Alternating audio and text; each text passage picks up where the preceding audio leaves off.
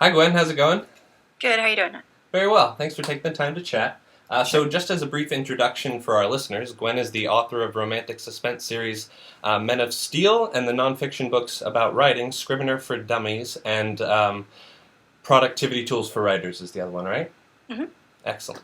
So today we're going to talk a little bit about the creative writing process with Scrivener, but I'm interested in your background as well, because it looks like you don't have a background as a writer initially. You were an engineer first?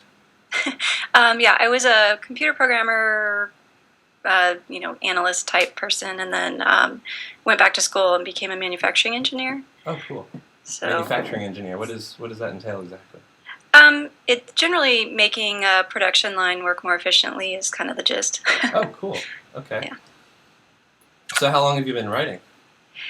Since early 2009. Okay. And is that like just writing or writing professionally? Were you writing professionally in 2009? Oh, no, that was basically when I realized I'd always kind of wanted to write a book, but that's Sure. when I figured out romance was my thing and sat down and started actively pursuing that. So, Cool. And how much of the time have you been writing? Have you been using Scrivener? since mid 2009, when a friend recommended it. Nice. Yeah. Well, can you describe like what your first experience of Scrivener was? Yes, amazement. Amazing. Yeah, I remember thinking, why on earth would I need a writing software? I have a word processor. I was using Word, Mm-hmm. and I couldn't imagine what it could possibly bring to the table. But pretty much instantly, I realized the value. Just the fact that it would open up to where I left off Mm-hmm. was brilliant in my mind, and the ability to see the whole structure of your story and kind of shuffle things around as needed, go immediately where you need to go, color code things to keep yourself on track, just leave notes for yourself. Everything just kind of blew me away. I bought it like 3 days later because I couldn't wait. So Yeah, awesome. I don't think I waited for the trial to expire either. It's like I have to have this right now. right. So what changed in your writing process when you began using Scrivener? What were the first things that changed? You mentioned structure, but... That's a really good question. I think what changed? Well, it was definitely more organized. I think I started doing a lot more on the computer instead of just jotting notes everywhere. And I still sometimes write things out to spur the creativity, but just having a much better feel for everything about my book. And I think I was kind of more excited to write, actually, which sounds silly, but I like gadgets and tools and, No, absolutely.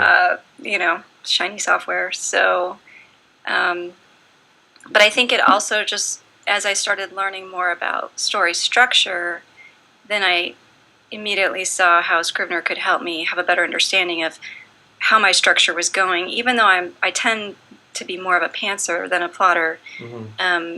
In fact, I think maybe I even need that more then, because I can see, where my story's going if I'm sort of getting off track before I go too far off track. Mm-hmm.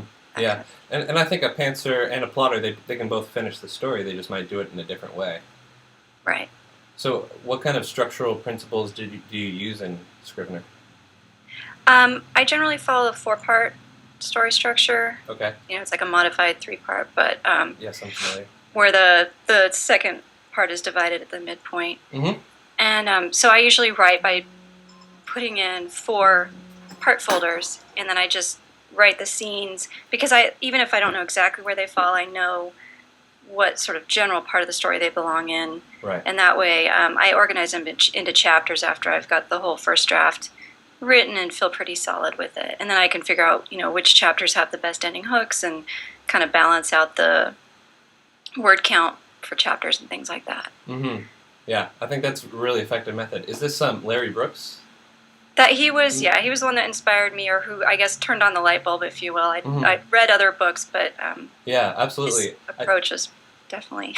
It is, and I Having just impact. finished reading story engineering, and it was absolutely just mind-blowing for me. I thought it was really educational.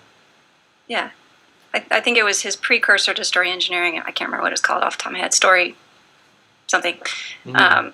Before he was putting it out through Writer's Digest, and Oh, I see. So he was kind of like getting the idea. changed my whole understanding of what I was doing a lot of it kind of without realizing it, but I think my stories got stronger when I knew exactly what type of scene I needed to be writing towards, even if I didn't know exactly what was going to happen there. Yeah, absolutely. So when you're outlining and you're using this 4-part structure, how do you break it down, like in terms of folders that contain scenes? Like, do you do chapter folders that contain scenes, and then do you do part folders that contain the chapters? By the time I'm done with the book, that's what it looks like. But yeah, when I start, it's just part folders with lots of scene documents in them. And they don't tend to get moved between folders or anything like that. It's just kind of, I don't think in chapters so much as I think in scenes. Right. So that I just like to deal with the chapter folders after, and that's just more of a, when I have to send it off to somebody like an editor or a beta reader, or when I'm ready to publish, and it kind of needs to be in chapters. But otherwise, I wouldn't, I wouldn't bother. Yeah. Well, I think Scrivener is it's kind of made to think in scenes, right? Absolutely, yeah. Which I know there's definitely people who they're so used to writing in one long document that don't think like that. But I've always kind of felt that I needed to have a better handle on those individual chunks, especially when you're writing, genre fiction where every scene has a specific kind of purpose, and so we're taught to think in scenes, I think. So. Yeah. So when you're planning a story, do you also think in scenes, and do you use? Just tell me more about the planning process. Whether you use the corkboard or text documents. Yeah, I don't tend to use the corkboard. I've never been much of a storyboarder, probably because I'm not much of a plotter. I mean, I do plan. I tend to do a lot more of like free writing and making notes to myself on character, characterization, writing backstory scenes, all that kind of stuff to get to know my characters and kind of my initial premise a little bit better. But then my plotting, I try to kind of go through the structure and have like a line or two of what I think might go into that part of the story. And but I don't set up documents in advance. They're like each document applies to this scene. Some people do, and you totally can, which is what I love about Scrivener, because everybody has their own process, and it supports whatever your process is. Right, absolutely. So do you use a physical corkboard? You said you don't like the digital one, but... Oh, no, I don't have a problem with the digital one. I just don't corkboard. I don't storyboard at all. I could never work at Pixar. I would fail. Okay. Do you use character sketches or setting sketches? I have used some of that in the past. Sometimes I use the templates, or create my own, and sometimes I don't. It just depends on my mood. I'd love to hear more about the templates. What kind of templates do you use? Like, do you use custom ones? I know they come with, they come with a character sketch and a setting sketch, and of course you can modify them, but what kind of custom ones would you use? Well, so far I've only really used the character ones, I think. Oh, okay. I've just modified a character sketch to match what I was more interested in capturing. Sure. But I find, it's funny because I'm this very logical, left-brain oriented person who plans everything and like every other aspect of my life and my job. My previous jobs were very much. And then when I write for fiction, I am totally just like, sometimes I'll do something, sometimes I won't. It's really awful. And it kind of shocked me in a way. And I think that's another reason why Scrivener makes me feel better, because even though my process is very disorganized, Scrivener kind of helps me just keep it all together. So, I have character sketches that I wrote, and then when I go back and look at them now, that character is totally different. Sure. It's it's the development process, right? They're different over time. Yeah. Getting my understanding of them. I'll write a few scenes and realize, oh no, this is really what they're like, and this is their backstory. So. Yeah, absolutely. I've experienced that too. But you write fiction and nonfiction, right? Yes. Do you think that, you say the fiction process is kind of out of order or a little bit disorganized? Do you find the nonfiction processes as well? Actually, no, it's the total opposite. I have to outline everything, and when I wrote Scrivener for Dummies, of course, I have to submit an outline to the publisher of what I'm planning to put in the book, and then they approve it. It's basically like the table of contents.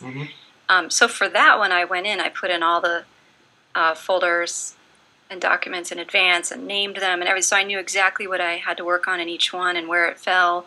And for that project, because I had to turn in each chapter as it was done, and I had certain deadlines for the first quarter of the book, second quarter, and so on.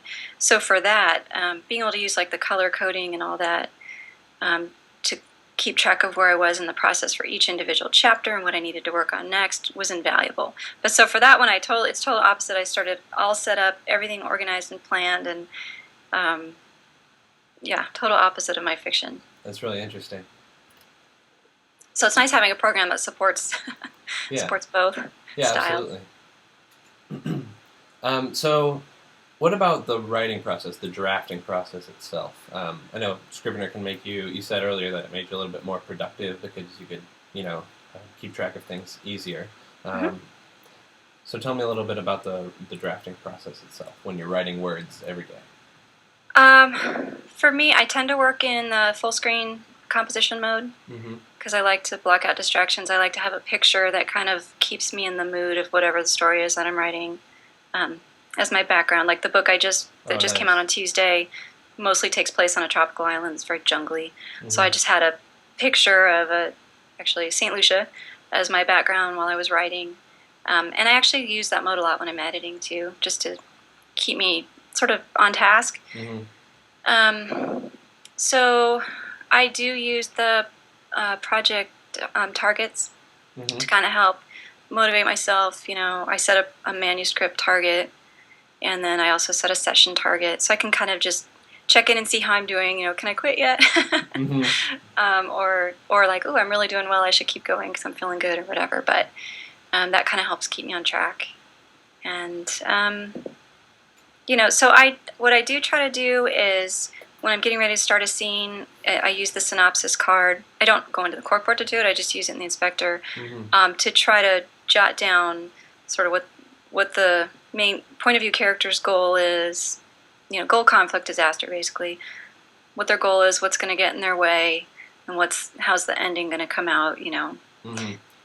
Horrible or good, but yes, but. Right. So you kind of outline the bones of the scene before you write it using the synopsis? Generally, I do, especially if I think I might need a reminder or if I don't finish the scene that day and I'm going to have to come back to it. I find as I get toward the end of the book, I'm not doing that, but I also, when I get close enough to the end, I have a really good idea where I'm going, and I tend to be writing faster, I think. So. Yeah. So do you build your word deadlines based on like the manuscript count and what your deadline is, and then you just do however many words a day to meet your deadline, or do you have like a 1,000, 2,000 words every day sort of goal? It depends. I know the deadline is, it's Mac only, that ability, but... Oh, I didn't know that. See, I only have a Mac, so I've not actually used the software on Windows. Yeah, I have it on Windows. I don't use it that much, but I teach Windows-based courses, and so I have to be able to use it on Windows too.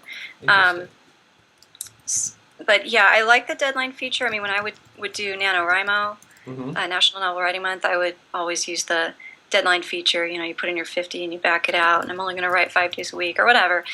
I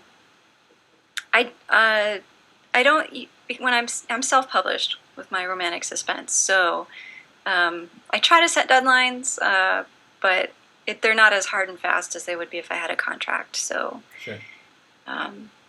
I don't tend to use the deadline feature itself as much, but I definitely use the, if I've decided I'm going to write 2,000 words a day, I put in 2,000 words and try to stick to that and stay in the chair till I get it done or whatever. So what else is different between the Mac version and the Windows version of the software? Like important differences, like the deadline feature, that to me, I really like that. So I would be like, what? It doesn't have it? I know. Well, it didn't used to have it in the Mac either, but... True. Are they just their software development cycle is just a little bit behind, and they're a little bit ahead on Mac, a little bit behind on Windows? Yeah, the Mac version's been around quite a bit longer. I see. Okay. And Windows just came out in 2011, I think. So they've actually caught up really well. I mean, even when it came out, it was already ahead of the version of Mac that I had in 2009. So the biggest difference is compile is huge. For example... I mean, you can definitely do nice ebooks in Windows and like Word documents and stuff, but you wouldn't be able to do a good PDF for CreateSpace in Windows because there's no alternating headers and footers and no alternating margins. So I always hate to tell people, well, yeah, I did my book in Scrivener and created a PDF without ever having to use Word, and it looks beautiful, but if you have Windows, you can't do it. So, not yet anyway. Mm-hmm. So compile's big. There are a few things in there. I'm trying to think what there's a couple areas, and they keep improving it. The project targets. And there's a couple things like quick reference windows don't exist in Windows. I think quick reference windows are like a Mac specific thing. There are a lot of Mac softwares that have quick reference windows. Yeah, and there's some of those little things. I mean, like the inspector is kind of a Mac thing, which is why Scrivener has it, and they've ported it over to the Windows version because, it kind of works, but it's not a standard Windows kind of thing. So and it's clunky, just like Word on Mac, because they try to imitate that Windows feel, and it doesn't really translate to the operating system, So maybe if Scrivener was designed originally for Mac, it won't really translate, and it'll feel kind of clunky in Windows. Yeah, I think they've done a pretty good job with it. It looks and works really pretty well, I think. And if I had never known the Mac version and I had Windows version, I'd be very happy with it. Which is one of the reasons I started splitting out my classes into Windows and Mac separate forums. Because all the Windows users would start to feel annoyed, even though they were originally happy. Right. Yeah, that's a shame. I didn't know that you could format a whole book in like a PDF as well. I have trouble with Scrivener trying to get like the images into the PDFs. It won't go. Really? Anyways, we can talk about that another time. So we were talking about the writing process. We got through writing. Tell me a little bit about the editing process. Do you use the comments or the status update tickers? Yeah, what I tend to do when I'm writing, like for fiction, which I guess we're talking about creative writing mostly here, right? So I use the color coding a lot. Yeah. And when I'm in the initial writing stage, I tend to use it just to keep track of which character's point of view I'm in for each scene, because I write romance, and so I always have a hero and a heroine's point of view. Right. So it's like blue, pink, all the way down the binder. And then when I'm in the revision stages, I tend to change the colors to represent where I am in that process. So it could be like my first pass of my, just internal revisions, and then I'll have one for, beta reader revisions done, editor revisions done, copy editor revisions done, that kind of thing, so I can tell, how I'm doing on each scene and chapter, and that kind of thing. And then as for the actual working on it, I tend to try to go into the full screen composition mode, again, to block out distractions. And, there's the little go-to button at the bottom. You can just, when you finish one, you can have the inspector open, you can change its label to, that it's done of that type, and then hit go to and go to the next document, and never get out of that sort of Zen modes that keeps me focused. I do use annotations and comments quite a bit when I'm doing while I'm in the writing process, for things to come back and look at later, as well as during the revision process if I see things that I need to, go back and fix, or that I need to check up, do some research on, or whatever it is. My editor and most of my beta readers still want Word documents, and we use track changes. So I just plug into a second monitor, look at their comments on one monitor, and make my changes in Scrivener. Okay. I was definitely going to ask about that. That's how I've been doing it too. Although I noticed that if you copy-paste track changes from Microsoft Word over to Scrivener, it'll take the comments, but it won't take the actual text changes, if they delete something or replace a comma with a semicolon, you won't be able to tell, but if they leave a longer comment, it does port over. Right, yeah, I think if you were going to work with somebody and you wanted to import back into Scrivener, you would definitely want them to only do comments. Yeah. Or comments, because I noticed it'll take their change, it'll have your original plus their fix, and everything all in one line, and you can't tell without reading it. So totally. So you put them side by side on dual monitors, and you manually port the changes. Right, which I prefer anyway, because I'm not always going to choose to accept their changes, or I'm not necessarily going to do them in the way that they had in mind. But and it's a learning process, of course. Yeah, and then because I'm using Scrivener to keep me on track, it's a lot easier to have it in there. Mm-hmm. I know if you're working with a traditional publishing house, that can be an issue, because they usually want your changes to be in the original document with your track changes right next to theirs and all that. Oh, wow. So for some people, it's not going to work that way. And when I was working on Scrivener for Dummies, I had to, once I had sent in the first draft, when I was getting things back from the editor, I had to work in Word to make all the changes. But I was still using Scrivener as kind of like a project management for keeping track of where I was in the process on each chapter, and then I would import each version as I got it, so I'd have a copy, like a full searchable copy of it in Scrivener. So it was because they were coming back as a single document that's one chapter, so I had like 20 single documents. So in Scrivener, it was easier to keep track of everything in one open project window. So when the Microsoft Word document came back from them, say it was like round 3. You would snapshot what you had in Scrivener, import the new one, and then snapshot it again? Or I guess you don't have to do it once you're set up, right? Yeah. Interesting. That's a really good idea. And then you just use the binder as your project manager so you can have like the status labels? Right. Interesting. It's kind of a pain that you have to have 2 documents to... It is a little bit. I mean, the one thing I like about it is that I have that Word document with all of their comments is kind of a good sort of backup copy of what I originally had written. Even though I use, snapshots, and I also tend to save whole pieces of scenes that I liked and things like that, even if I'm not going to use them. But it's just kind of a one long document of my original work, I guess. And so when you're making changes, do you make the changes directly in Microsoft Word? Not for my fiction. I always just make the changes in Scrivener, and then I don't check off the comments or anything. I just leave everything as it is. Yeah. Sorry, I was referring to the Scrivener for Dummies process. Like when you got the changes, so you were working in Microsoft Word, and you were only keeping like carbon copies, basically, for lack of a better term, carbon copies in Scrivener. Right. Yeah. I was required to, because you have to, even if you're not going to make a change, you have to either acknowledge a comment from your editor, or you have to. And I'm not going to change this because, or okay, I changed it, or whatever. So they have to know that every single comment was addressed. So I mean, even the guys at Scrivener will tell you it's invented as a drafting tool. Everything else is bonus. The fact that you can self-publish in it, bonus. Yeah, sure. All that stuff. I try to remind people that if they get frustrated that they want to do something and they're trying to use it as a publishing layout software. I'm like, it's not meant to be layout software. It's writing software. Right. So. Totally. Do you think they'll ever add track changes to Scrivener? I don't know. I'm pretty sure it's on the wish list 1,000 times over. Yeah. I wish I knew it was coming with Scrivener 3, but I don't have the inside scoop. So. So we talked a little bit about working with an outside editor. Do you use any other tools with editors, like for collaboration? You mean outside of Scrivener, or? So we talked about Scrivener and Microsoft Word. I know there's also Dropbox. We could talk about tooling with that, or everybody's different, right? So yeah, we usually just exchange the files by email. Okay.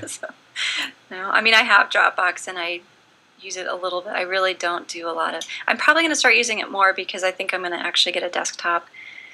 And but I'm still going to want to use my laptop, so I'm going to have to start. Totally. I mean, I personally keep like my stories folder locally, and then I keep a backup on Dropbox.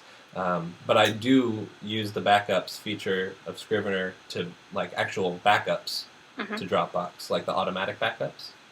That's good. For those paranoid writers out there, that might be a good tip. Do you have like a backup system? Yeah, I actually have a little tiny flash drive that I back up all of my Scrivener stuff to, and then my whole computer is backed up to an online service, just incrementally all the time.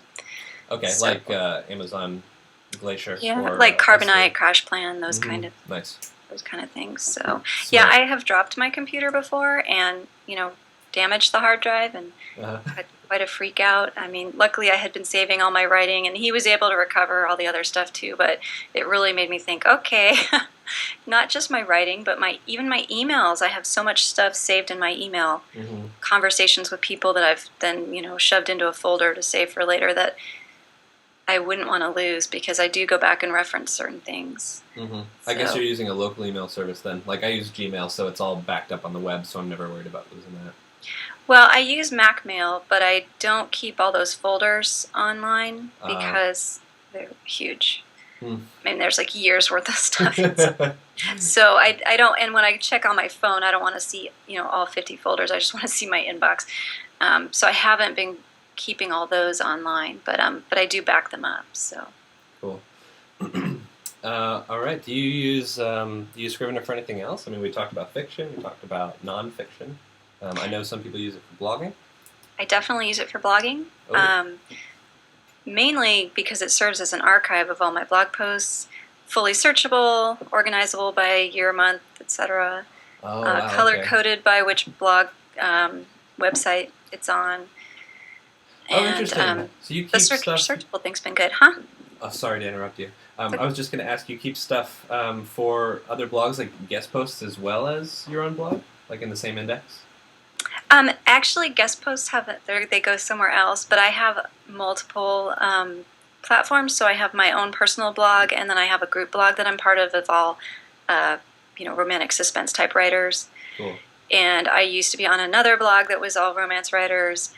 So I have them I used to color code them by which one they were going to. So now I'm just on the two, so it's not as big a deal, but I can instantly see, if it's pink, it's Kiss and Thrill, if it's green, it's mine, or whatever. So, cool. And then I have another, I'm using it more sort of for project management / document storage or whatever, it's like an appearances project, and so it's all of my, anytime I'm going to give a workshop or an online course for someone else, not for myself, or a guest blog, or some kind of interview or whatever, I have all of the information there.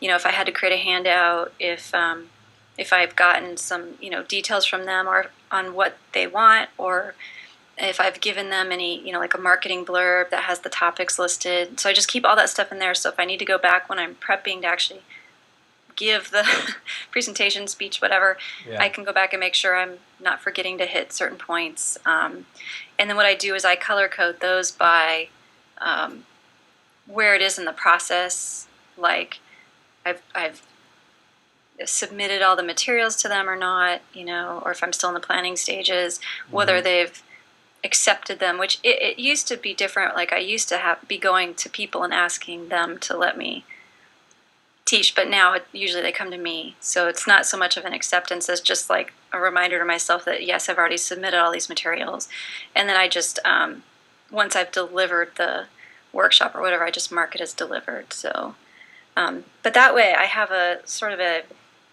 anytime I'm going to create a new one, I have all these old ones to look at as a starting point, so I don't have to recreate the wheel every single time I give a workshop or whatever. And then it's just an archive of what I've done before. That's an amazing idea. I've never thought about using it as a project management system. And I use project management systems for work, like Trello, Basecamp, Pivotal Tracker, all these other ones. I never thought of using Scrivener. It's genius. Well, it's nice because you can keep all the related materials in there as well. Mm-hmm. Yeah. So. I do use Excel spreadsheets to track like word count over time. Do you use like a Scrivener for that? Yeah. I did used to do spreadsheets, and I would create graphs and I'd put them on my website every year. I kind of backed off from doing that. I do keep track of my word count on each project just in a document I call productivity that's in the binder. And so every day when I write or edit or plan or whatever I'm doing, I'll just write a note of how long I spent doing it, how many words I got, and maybe a little note about what it was I was doing or how far I got. So that way I can, I got through part 3 yesterday. Here's where I need to pick up. So instead of recording it in a document that collects all of your work, you record it in like a subdocument inside the file. Right, and I did used to then take it and put it in a spreadsheet. I just, I found it was stressing me out a little bit, especially on the months where like nothing happened, I hear you. or it would look really bad, like I didn't write anything, but I revised, 50,000 words, but there's no way to sort of track that with a bar graph in the same way. I don't know, that I go through these phases where I really need that, and other phases where it kind of depresses me if I'm not hitting the targets or whatever. Yeah, totally. But I like being able to go back and look at that project page and say, wow, I started working on this book in 2012. And look at the idea I had back then. It was a totally different story, Crazy. or whatever. I mean, I'm hoping those won't be as long as I move forward here. But, a couple of these I started, and then started working on something else, came back to it, got new ideas, changed it. It's kind of amazing to look at. You don't think you've been working on something that long, and it's been a long time. So. Yeah. You brought up a really interesting point about how you track writing versus how you track revising. I've had the same experience. It's really easy to track while you're drafting because you're like, word count per day. It's simple, and you can even break it down like into different times of the day. But once you get into the revising phase, I don't know how many words I revised, and it's hard to track. I've thought about using pages, but then the pages change and it confuses me. So I just give it up. I tend to just try to do hours, and I will just, I'll look at the project targets to see, hey, did I add any words today? Usually when I'm going through revisions, I'm hoping overall to add words. I tend to be a pretty spare writer, so I'm usually trying to add rather than remove. But, I try to do hours, so today I'm going to sit down, over the total of the day, I'm going to spend, 3 hours doing revisions or whatever. But it's definitely not as satisfying from a hitting a target standpoint as drafting is. Totally. And word Scrivener's their word counter is cumulative, right? So like if you're working on a draft that's 50,000 words and you add 1,000 and then take away 800, doesn't it show like this shows 200, right? Yeah, it's net words. Okay. Is there any way to adjust that, or is it just you can have it so it doesn't go below 0. Okay. So it will never go negative if you subtract a bunch of words. Although you may want it to, because some people, they'll write a 200,000 word, doorstop, and they need to cut words, and so they're trying to keep track of that. So it may be valuable to keep track of that. Can you do that in Scrivener? Record the negative value? It does. It totally does. Oh wow, that's cool. Yeah. So if you went in and just cut a whole bunch of stuff, it would show negative unless you turn that off. That's Mac only, but. Okay. Fascinating. all the like extras in project targets right now, all the options, those are all Mac only. Cool. And then just one last thing about how you use it for blogging. Do you take the text? I'm curious about the formatting. So the trouble I have is when I'm using Scrivener, I try to be format agnostic, right? Right. I could write in Markdown, but then it doesn't export to HTML. So I'm wondering how you do that. The Markdown doesn't export to HTML? I don't know. I've never tried. I think it does, but I don't use Markdown. I basically just copy and paste into WordPress. And then format subheaders and then format later. If I it'll keep all the bold and italics and hyperlinks and stuff like that. But I insert pictures after I get it over there because I have to upload them anyway. Right. So. Might as well only do it once. Yeah, I'm not like a full-time professional blogger. I blog, once a week. Sure. So it's not a big deal for me. I'm doing it in Scrivener more so that I don't want to write directly into WordPress. That always makes me a little nervous. And and like I said, I want to have an archive of what I wrote that's searchable so I can, what have I written on the topic of stress before, or whatever. But I'm not really worrying about the formatting. It's just, again, I'm using it to draft, and then I get it over there and fool around with it, and I change it 50 times, and I paste it back into Scrivener. Funny. I do end up changing it as well once you get to WordPress. So you're like, it looks different. I have to maybe just a little bit. Yeah, that's the same reason I read my first draft on my iPad instead of on the computer, because I find things. In fact, I had it. Well, it's Mac only, but you can have, your Mac, you can have it read your book to you. Yes. Through Scrivener, and I just caught probably 10 or 15 stupid things like he instead of the, and it, and just, I don't know, a bunch of dumb stuff. I love that auditory sense. Do you also dictate into it? I don't. Okay. I don't dictate. I've never gotten into that. I've never but I tried know it there's either. definitely people that do. It's kind of intimidating. Just not how I work, I guess, but Yeah. I'm sure I could get into it if I had a need to, or just change my style. I mean, I tend to, when I'm brainstorming, I tend to talk out loud. It's bad because I'll be walking the dog and I'm like, well, they could do this. And I'm like, gosh, if anybody comes out, out of their house and be like, okay, I'm talking to the dog. Fantastic. I do like the text-to-speech function, though. It's a good way to self-edit. Right. Yeah, I did that before I sent it off to my copy editor, just to catch those last-minute things that I was afraid I missed. And, it's amazing how your brain will just fill in those gaps or fix those errors for you, which is great, except when you're trying to edit your book. So. Yes. The human mind is a powerful thing. It's so powerful, it will make you keep mistakes in your book. Exactly. So be careful. Cool. So let's transition a little bit now and talk about the future of technology. I only have a couple questions here because I don't want to speculate too much, but because we've been talking about Scrivener, and I think it really is like the cutting edge of like creative writing software at this point, or even like drafting writing software for creative writing, for nonfiction, for blogging, for everything. Even, like you said, you can use it as a project management tool. So I'm just curious where you see the future of creative writing tools headed in general. If you see other tools coming up that might be helpful in addition to Scrivener. I know that Literature and Latte also has Scapple, so we could talk about that if you wanted to. Just any thoughts you have on that? Gosh. I do think Scapple is awesome if you're into like the mind mapping, drawing, all that kind of stuff. I've played with it, and I just, like I said, I'm one of those people that's really sort of haphazard about what I do. If I were one of those people, I would be all over Scapple because I think it's awesome. The other one, I don't know if you've heard of Eon Timeline, but it was written to work with Scrivener by some avid Scrivener user. And it helps you create a timeline for your whole story. Really? And then you can sync it with Scrivener, and I think it creates.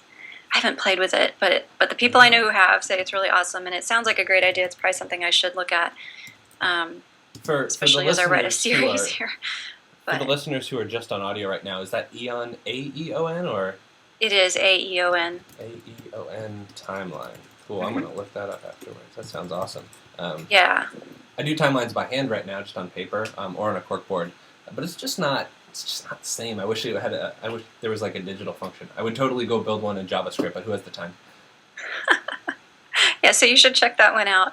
As far as gosh, I don't know. I mean, I'm not good at one of those future predicting kind of people, but I'm excited because one of the things that is supposed to happen with the Scrivener 3.0 is that Windows and Mac are supposed to have full feature parity. So I think that's going to be awesome for Windows users.